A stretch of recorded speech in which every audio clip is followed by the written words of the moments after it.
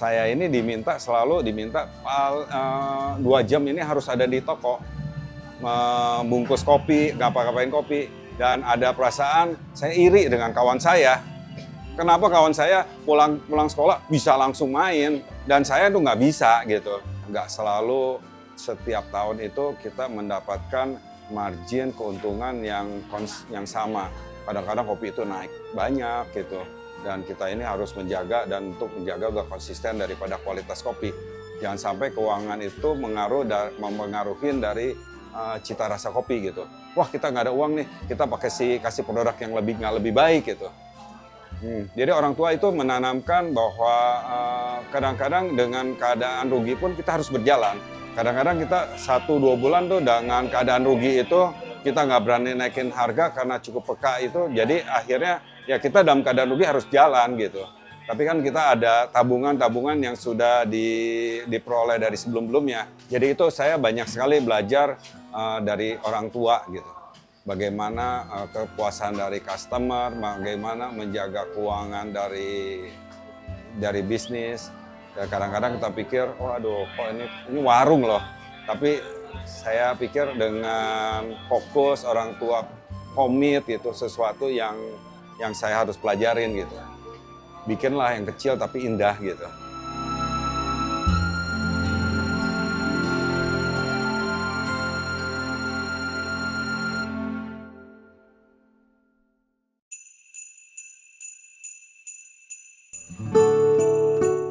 Saya sendiri di sini generasi kedua.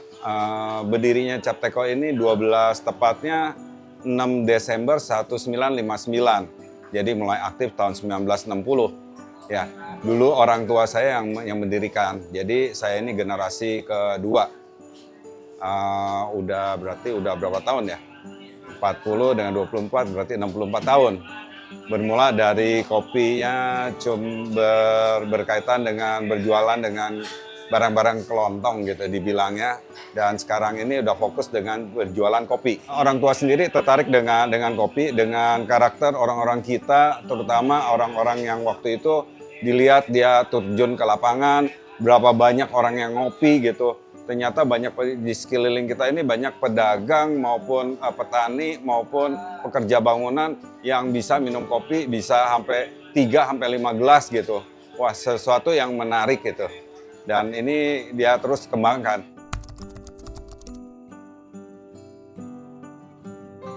Orang tua saya bilang ini sesuatu, dilihat teko itu sesuatu yang menarik ya. Ada kaitan dengan kopi, teko gitu, dan disebutnya mudah gitu, teko gitu. Jadi memudahkan untuk orang mengingatnya. Dan tokonya sendiri, orang tua saya sendiri namanya Jono Widarto. Dan dia lihat nama Agus itu menarik gitu. Dan kebetulan dari tahun 60, akhirnya tahun 61 kakak saya lahir dinamakan Agus. Dan kakak saya Agus Suharja dan saya anak ketiga, dan kita yang bertiga bersaudara laki semua namanya Agus, dan satu adik perempuan namanya Jenny, lain bukannya Agus. Ya, jadi semua anak-anaknya dinamakan Agus sendiri. Ini tokonya juga cukup kesederhanaan, dinamain toko Agus, gampang diingat, dan mereknya Cap Teko juga ada berkaitan dengan kopi juga gitu. Lihatnya menarik gitu. Gilingan kopi ini taruh di depan ini emang menunjukkan bahwa kopi kita ini fresh gitu. Dia bisa ngelihat bahwa ini kadang-kadang suka didengar, oh ini kopi ini suka dicampur apa. Kita bisa ngeliatin bahwa ini kopinya ini kopi asli loh. Kopi yang kita campurannya antar kopi lagi gitu. Nah, kita sendiri kopi ini kopi dari Sumatera, dari Mendeling, Lintong, Gayo, Sumatera Selatan, Lampung, Bengkulu gitu. Nah, di masing-masing dari jenis kopi ini kita mempunyai roasting yang berbeda-beda gitu. Nah, ini yang membuat ada satu cita rasa kopi Cap Teko. Nah, cita rasanya ini kita ambil dari bapak saya pertama kali survei yang tadi saya bicarakan. Survei dari bagaimana sih, apa sih yang disukain oleh kopi-kopi orang-orang yang di sekitar lingkungan sini gitu. Jadi mulai dari hal yang sederhana dan saya sebagai anaknya meneruskan, masih menanyakan gitu. Ya, kopi apa, rasa kopi apa yang disukai gitu.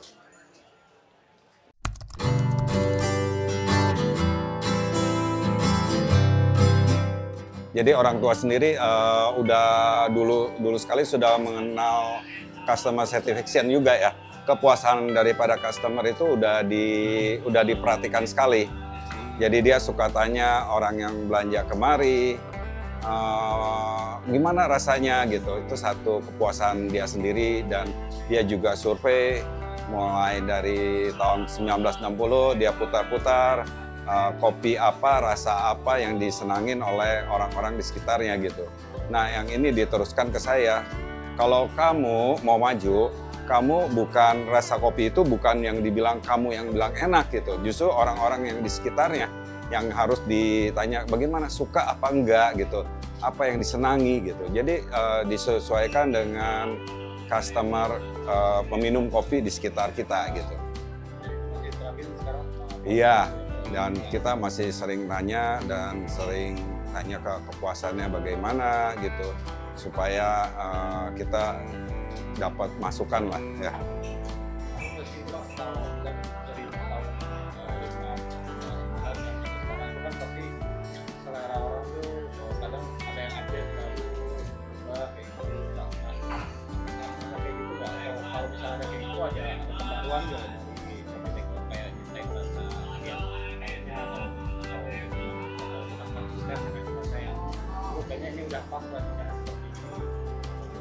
Ya, kita konsisten untuk rasa ya, tapi kita ada pembaruan terutama dengan menciptakan kopi gula, dengan menciptakan kopi dalam saset gini ya. Jadi kopi itu udah lebih praktis gitu dalam penyajiannya. Kita udah pernah bikin kopi juga kopi susu gula gitu, ternyata juga coba dalam setahun ternyata nggak berhasil gitu, nggak memenuhi kepuasan daripada meminum gitu. Akhirnya kita keluarkan gitu, kita nggak teruskan. Dan yang berjalan adalah kopi gulanya. Jadi dulu itu ada supplier yang dari Jakarta yang dimana dia membawakan berapa contoh kopi gitu. Dan ternyata bapak saya ngelihat kok kopi Sumatera itu lebih mendekati selera dari orang-orang di sekitar sini. Nah dia ambil contoh tadinya kita ambil contoh 2 jenis, 3 jenis gitu, Mandailing, Gayo, sama Lampung. Ternyata variasi yang ditimbulkan rasanya itu masih kok kurang pas gitu.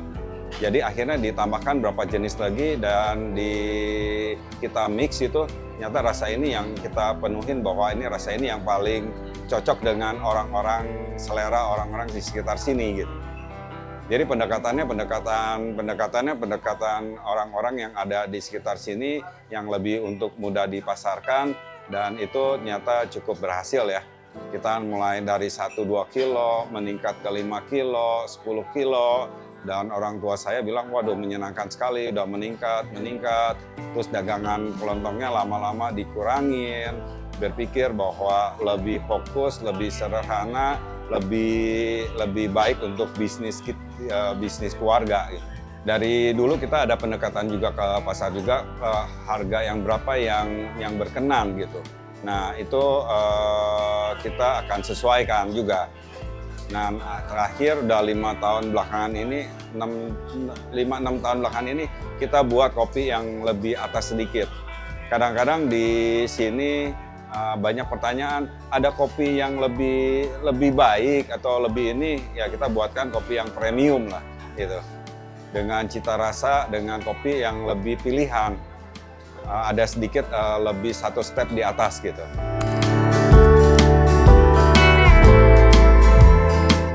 Sekarang ini harganya per kilo 92.000 dan ada yang 140, yang rentangan itu yang paling laku gitu.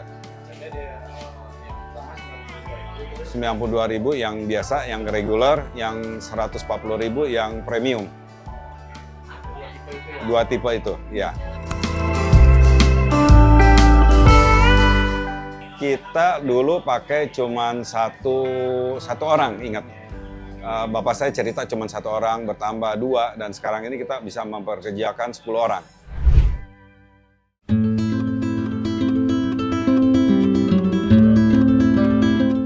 Jadi tadi ada pelanggan kita yang datang sini, ternyata dia asalnya dari Bogor, dan sekarang dia tinggal di Ciamis. Dan kalau ke Bogor ini selalu menyempatkan diri untuk membeli kopi Cap Teko. Yang seharusnya sebenarnya sekarang ini, buat apaan sekarang ini, kita ini ada kenaikan kira-kira 10% dengan adanya online. Jadi bagi kayak seperti si Bapak itu yang dari Ciamis itu sebenarnya dapat dimudahkan untuk dibeli di Tokopedia ya itu ya. Tokopedia, Shopee itu online gitu. Dan kita sendiri punya rekanan lah, ada berapa rekanan di online shop itu. Jadi kalau kalian semua mau kopi Cap Teko bisa cari di online dari rekanan kita. Jadi cara penyesuaian juga sih ya saya pakai tadi Iya. itu Pak bikin sosial media mungkin ada yang buat sosial media. Sampai saat ini belum ya, kita baru mau merintis gitu. Dan ini satu masukan dari Mbak Ana ini udah ngobrol sama anak saya. Dan dia udah mau membuat itu, udah mulai mau mempublikasikan lewat sosmed juga.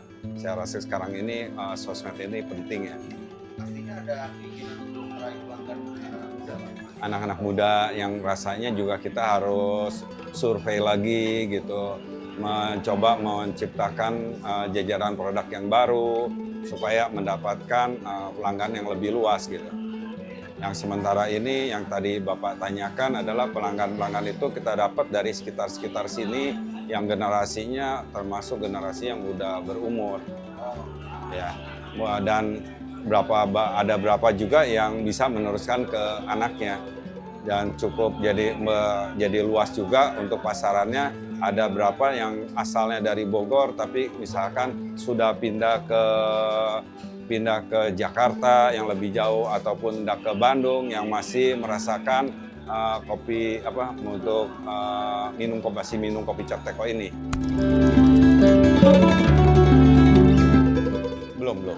Belum. Jadi yang tadi saya ada penekanan itu bilang dari saya, Pak, kenapa nggak dipasarkan, nggak diekspor gitu? Kenapa nggak dipasarkan ke luar pulau gitu? Bapak saya selalu bilang, kita aja nih dengan jumlah Jabotabek itu lebih dari 20 juta orang belum menguasain. Kenapa kita berpikir terlalu jauh gitu? Ya, saya sendiri masih berpikir untuk minta masukan lah dari yang lain bagaimana untuk mengembangkan kopi ini.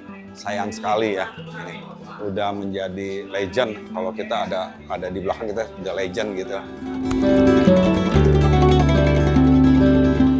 Kita ini udah coba mempromosikan, ternyata nggak mudah untuk mendapatkan pangsa pasar yang baru. Itu satu tantangan juga, dan kita harus lebih mempelajari lagi customer yang sekarang, pelanggan-pelanggan kita sekarang ini untuk generasi yang berikutnya ternyata agak sedikit berubah. Lebih banyak orang bilang kopi kekinian, bagaimana kita harus menyesuaikan. Tantangan kita ke depannya harus mencari satu produk-produk yang lebih kekinian, tapi masih mempertahankan cita rasa kita juga gitu. Jadi kita harus lebih banyak menggali selera-selera masyarakat kita ini masih terus perlu digali gitu. Dan mestinya dengan teknologi yang lebih baik itu kita harus mempelajari juga gitu. Ya, ini rasanya kita sendiri baru mulai masuk mesin edisi. Ini baru kita minta gitu, kita sendiri harus lebih inovatif ya. Jadi tantangannya banyak sekali. Banyak juga yang datang gitu ya Pak. Bisa juga banyak yang bilang udah ngasih juga kan jatuhnya kayak loyal customer gitu ya. Iya. Gimana sih Pak caranya buat mempertahankan loyal customer gitu ya? Reaksinya apa? Ya, pertama ini yang selalu saya pertahankan adalah quality, konsisten gitu. Jadi memang kita ini mempertahankan konsisten daripada produk kita. Jangan ini yang tadi Bapak ada satu pelanggan kita bilang rasanya smooth, lebih enak gitu. Setelah makan minum kopi Cat Teko enak sekali gitu. Nah itu kita dari ini kita coba mempertahankan gimana rasa kopi itu konsisten gitu. Satu dari kualitas kopinya sendiri, biji kopi. Tantangan kita minta ke supplier bagaimana minta supplier itu supaya di dalam roasting itu punya standar yang kita inginkan. Nah, itu selalu kita istilahnya kita agak cerewet lah ya untuk bilang bahwa oh ini jangan terlalu dark, jangan terlalu light gitu. Jadi itu kita sendiri ada 6-7 jenis dari kopi itu yang kita satukan supaya menjadikan ada satu cita rasa yang kita beri merek Kopi Cat Teko. Bapak ibu saya atau bapak saya ini selalu menceritakan kesulitan-kesulitan di dalam mengembangkan, memasarkan kopi. Jadi dari kesulitan itu apa yang sudah diperoleh itu sayang sekali untuk tidak diteruskan. Jadi kita dari anak-anak ada satu semangat bahwa udah diusahakan, udah diupayakan, udah dibentuk sekian tahun, kenapa tidak dipertahankan atau dikembangkan lagi yang lebih baik gitu. Yang itu kita ada satu semangat dan orang tua sendiri selalu menginginkan ada keakraban di antara anak-anak dan ada satu tim yang kita kadang-kadang sering seminggu paling sedikit seminggu sekali kita ada meeting keluarga, ngobrol-ngobrol ya menyangkut juga usaha bisnis kopi ini. Masih. Jadi setiap minggu hari Kamis sore kita ini selalu ngumpul. Kadang-kadang seminggu 2 kali di malam minggu sekalian ada acara keluarga. Jadi bapak saya sendiri senang kalau anak-anaknya itu bisa berkoordinasi, bisa akrab lah lebih ininya, kerjasama. Pak, diajarin aja seperti apa tuh sama orang tua. Itu kan mungkin pas baru pegang pegang gitu ada penyesuaian lah. Kan dulu Pak ada cerita menarik. Ada sekali cerita menarik itu. Nah, saya ini dari SD ini sekolah, dulu kan sekolah kan nggak full ya. Jadi dari jam 7, jam 12 pulang. Nah, saya ini selalu diminta 2 jam ini harus ada di toko. Membungkus kopi, ngapa-ngapain kopi. Dan ada perasaan saya iri dengan kawan saya.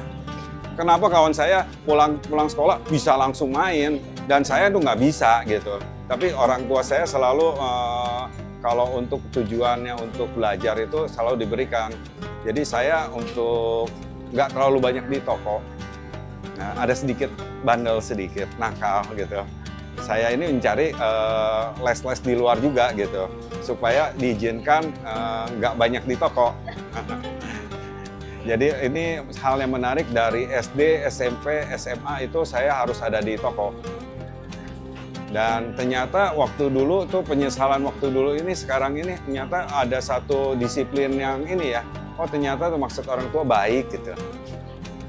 Kita ini udah membiasakan kerja, udah biasakan ini, jadi ada pengaruhnya sekarang ini lebih menghargai, lebih untuk memudahkan untuk melanjutkan gitu.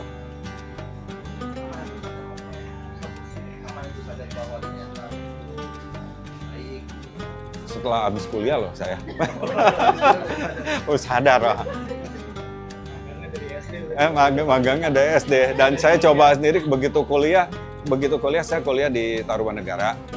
Waktu itu sebenarnya untuk di Bogor Jakarta ini kita masih bisa ada kesempatan, ada chance untuk pulang hari lah ya. Kuliah balik ke Bogor, tapi waktu itu saya lebih memilih untuk kos di Jakarta karena saya pikir bosan juga ya, setiap hari di toko terus gitu. Nah, tapi orang tua itu mengharuskan saya waktu itu kita kerja masih seminggu 7 hari.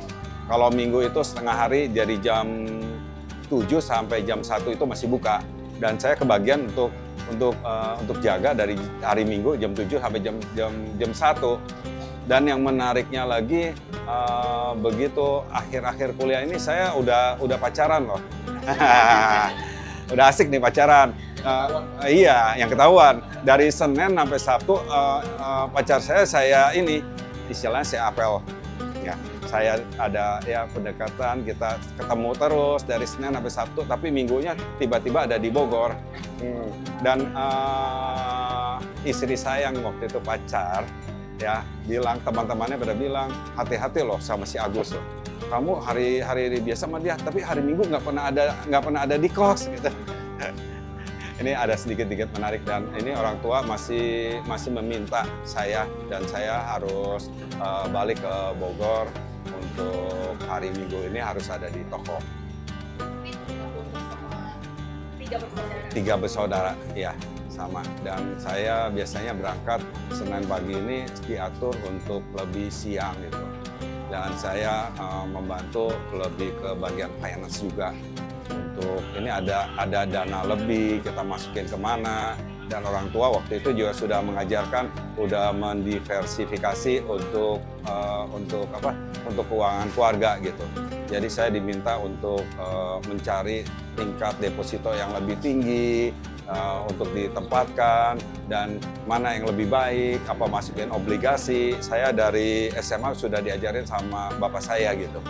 Untuk selalu waspada, harus bisa membagi keuangan, ya nggak selalu setiap tahun itu kita mendapatkan margin keuntungan yang sama.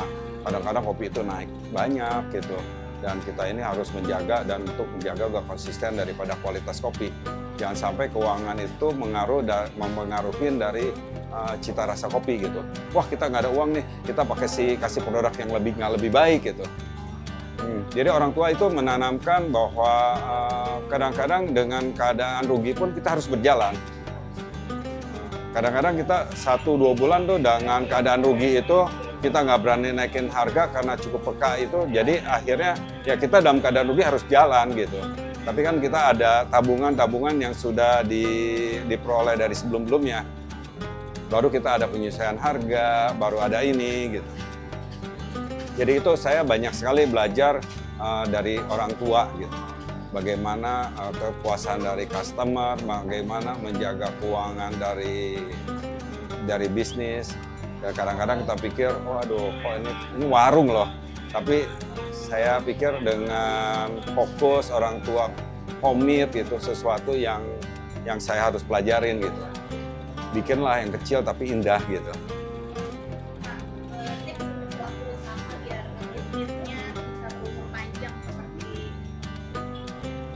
Iya, yang tadi saya bicarakan bahwa kita harus menjaga keuangan, kita harus menjaga hubungan yang baik antar keluarga, itu supaya bisa lebih langgeng ya. Dua itu ya Pak ya? Kunci, terus banyak kepuasan customer juga. Semua rasa saya itu saya pelajarin di dalam ilmu ekonomi juga itu ya. Saya belajar, latar belakang saya manajemen, dan saya dapat juga kepuasan customer satisfaction, kepuasan dari customer gitu. Itu menjadi kunci juga gitu. Kepuasan pelanggan, menjaga stabilitas dari keuangan, juga dari humannya adalah menjaga juga keutuhan keluarga juga hubungan baik di human resource. Walaupun ada 10 orang ini, kita harus ada pendekatan ke karyawan juga gitu. Iya, kita bersyukur sekali nih, karyawan sudah banyak yang udah 30 tahun kerja di sini. 20, 30, dan rata-rata lebih dari 5 tahun. Jadi karyawan ini cukup karyawan yang setia lah di kita. Pesan-pesan dari saya ini sesuatu yang sudah dikembangkan, yang sudah dibina sama keluarga. Berarti juga salah satu menanamkan juga sebagai generasi tua, mengapresiasi dan mengamini ya, bahwa meneruskan itu tentu sedikit lebih mudah daripada kita membuat satu produk. Di sini saya ngalamin sendiri, saya sendiri pribadi mencoba berbuat untuk memproduksi. Saya sendiri udah ada pengalaman juga buat kafe, ternyata juga nggak sederhana yang dibayangkan gitu. Udah pernah setahun ada. Kita coba-coba gitu di keluarga gitu. Akhirnya kita lebih balik ke konsentrasi, ternyata lebih difokuskan, lebih diinikan, ternyata lebih menghasilkan, yang dimana saya juga harus menyekolahkan anak-anak saya gitu. Dan sampai sekarang ini apa yang ditanamkan oleh bapak saya ini bahwa itu terbukti benar, bahwa kita fokus, kita mau passion ya, bersabar, ternyata itu lebih kunci, lebih baik gitu. Walaupun mungkin harus dibarengin dengan inovasi-inovasi yang baru. Ya, kita harus, yang saya tekanin, kita harus terus belajar. Ya, belajar itu nggak boleh berhenti sampai di situ aja gitu. Dan kita harus rendah hati ya, mau mendengar untuk tahu bahwa apa kesukaan daripada pelanggan kita yang akan datang, untuk apa yang harus kita bina gitu. Kita suka menanyakan, kadang-kadang kita tengah jalan itu, kadang-kadang mengobrol gimana kopi. Kadang-kadang kita cukup dengan mendengarkan aja, mereka orang udah menyampaikan gitu. Saya dari dulu bangga gitu. Saya dari orang tua saya loh minum kopi Cap Teko loh. Berarti ini dan saya sendiri tiap hari mencicipi, merasakan kualitas dari kopi kita supaya konsisten ya. Dan bukan saya aja, dan kakak saya, adik saya juga mentes gitu rasa dari kopi setiap hari.